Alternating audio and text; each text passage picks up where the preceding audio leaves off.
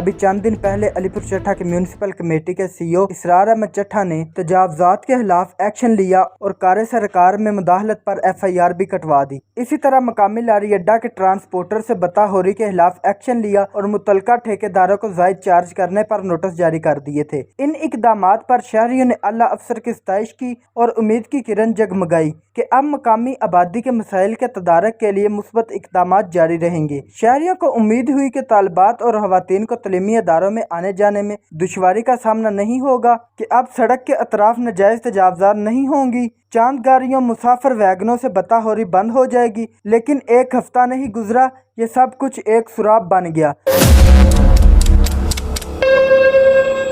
مقامی سفارشی کلچر، متوقع الیکشن کی تیاری والے امیدواروں اور ان کے نام نہاد کرندوں کا کردار دراصل روزانہ کی اندھی کمائی، نذرانہ کو جاری رکھنے کی کوشش، تگودو نے شکار اور شکاری کو اپنے مفادات پر اکٹھا کر دیا ہے۔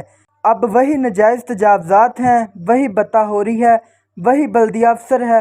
جب افسر نے چاہا تو پرچہ کٹ گیا، نوٹس ہو گئے، لیکن وہ سب ایک دکھاوا تھا۔ ٹھیکیداروں پر ڈر، روب، وارننگ تھی کہ ہمارا حصہ اور بڑا حصہ ہمیں پہنچایا جائے، وگرنہ افسر اس طرح بھی کر سکتے ہیں۔